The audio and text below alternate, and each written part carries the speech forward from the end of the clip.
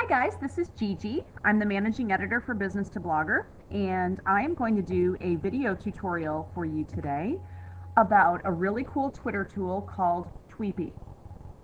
And for those of you that don't use Twitter a whole bunch or haven't really delved into Twitter beyond just doing basic tweeting, this can be a really beneficial tool for you. This tool allows you to organize your Twitter account and manage your followers, manage the people that you follow, as well as expand your Twitter following or the people that you follow by doing some more targeted searches. So I'm going to show you a couple of different things with this tool, and hopefully this will be of help. So you go to tweepi.com, right up here, and on the home page you are going to log in for free. Let me log out of here so I can show you how to do this. You log in for free. They do have a premium service that does cost money, and so far I have not found the need to use that because the free tools are pretty darn good. You authorize Tweepi to access your Twitter account, and it will take you to a dashboard. This dashboard gives you an overview of your Twitter account and shows you different things that you can do within the Tweepi system. One of the really cool things that you can do in Tweepi is find out the people that you follow that don't follow you back. Dun dun dun! This is always a shocking moment. If you've never done it before, it can be surprising and hurtful to find out who doesn't follow you back that you've been talking to on Twitter for several months. Don't take it personally. It's just Twitter. But the reason that you would use this is because sometimes there are people that will go and follow hundreds of people, and when they get a follow back, they will then go back and unfollow all of those people so that they have a high follower count, and that they aren't following a ton of people in return. And so you want to make sure that the people you are following are people that you are engaged with or that you have something to say to. So if you go into this flush tool, this will display the people that you follow that don't follow you back. And it's displayed 25 users at a time. And you can sort these users by image, by screen name, by the number of followers they have, by when their last tweet was, and whether or not you're following them or not. I like to sort it by last tweet because this tells me if there are people that I'm following that are not following me back because they haven't been on Twitter in 6 months. Those are people I'm probably going to want to get rid of in my account because they're probably just not active on Twitter, so why keep them in my account? So you can sort you have to sort one page at a time. That's the limitation on the free service. So you have to do this for every page, and I have 6 pages of people who are not following me back that you have to do this sorting for. But once you do the sort and you decide the certain people or brands that you no longer want to follow, all you have to do is, I'm going to scroll down here to something that I may not want to follow anymore. I'm not going to follow Tyler Place. So I click the checkbox next to their avatar, and I'm going to click unfollow. And then if I scroll back up, you'll see that now it says my last action on that Twitter account was that I unfollowed them. So this is a really great way to purge your account. Now, if I go back up to manage Twitter, I can also do a reciprocation. And this is the opposite of a flush. This will find people that are following me on Twitter that I am not following back. So again, you can sort this list however you want. I would like to always sort it by the last tweet.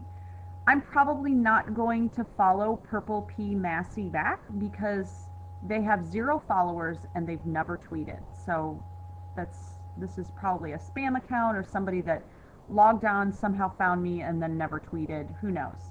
But that's one I'm going to not choose to go ahead and follow. Let's say that maybe I want to follow the Poppy Store, and I don't really know what the Poppy Store is, but if you wanted to, you could click on information and that would display their Twitter account so that you could see if this is somebody you want to follow or not. But let's say I knew that I wanted to follow the Poppy Store. I would check the box, I would scroll down, I'd hit follow, and now it's going to show me that I'm following the Poppy Store. And again, I can do this for all of the pages and pages of followers that that I am not following back. I have 56 pages worth. And the reason that I have so many people that I do not follow back is because Clout and Peer Index and other measurements of Twitter reach will look at the percentage of people that follow you against the number of people that you follow. You always want to have more people following you than you follow. That is perceived as being more influential and you having more reach. If you follow 9,000 people but no one follows you back, then no one is listening to what you have to say. And so that is why the measurements of Twitter influence care about this. And that's why I care about not following every single person that follows me. I always look at the account to see if it's someone that I think I'm going to engage with, and if it is, then I follow them back, and if it's not, then I just let it be. And so this is a great way to keep that ratio in balance. It's also a great way to find people that you think that you were following and that you talk to on Twitter all the time, and you find out you're actually not following them, and you'd like to. So the reciprocation tool is great. One of the other great tools that I want to highlight within Tweepi is the Follow Tweeps tool. And there are a bunch of different ways that you can access other Twitter followers that you think you might want to follow without necessarily them having to follow you first. So what you can do is you can take this example, you can go to list members. And what this will do is generate any lists that a particular Twitter, a tweet has, that they've made public to Twitter. You can see all of the tweeters on that list. So let's say that you want to follow some of my lists. You type in my user handle, and you're going to see all of the lists that I have exposed to Twitter, and I have a lot of them.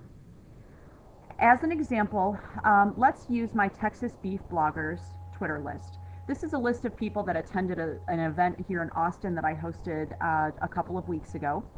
So I click this list, and I can see every person that a Kludgy mom has added to the Texas Beef Bloggers list.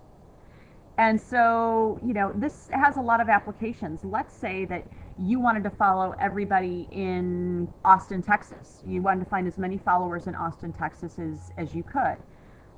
You could find a Twitter user already in your circle or not that maybe has a list set that says Austin Peeps or Austin Bloggers. You access that list and follow all those people, and instantly you've got a base of people in Austin that are tweeting about things that you want to tweet about. So it's a great way to find strong connections on Twitter. And again, this works the same way as the other tools. You check the ones that you want to follow or unfollow, and then you can follow or unfollow down here below. The other thing you can do is you can generate a list of a particular user's total followers. So let's say I want to see the Bloggess's Twitter followers. This might blow up this application, who knows. She has 104,000 followers.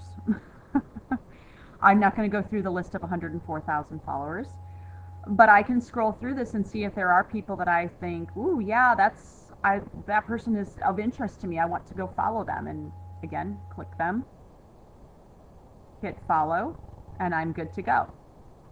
So there's some great ways to do some targeted Twitter searching, clean up your own account, follow people you should be following, people you no longer want to follow in a very quick and easy way.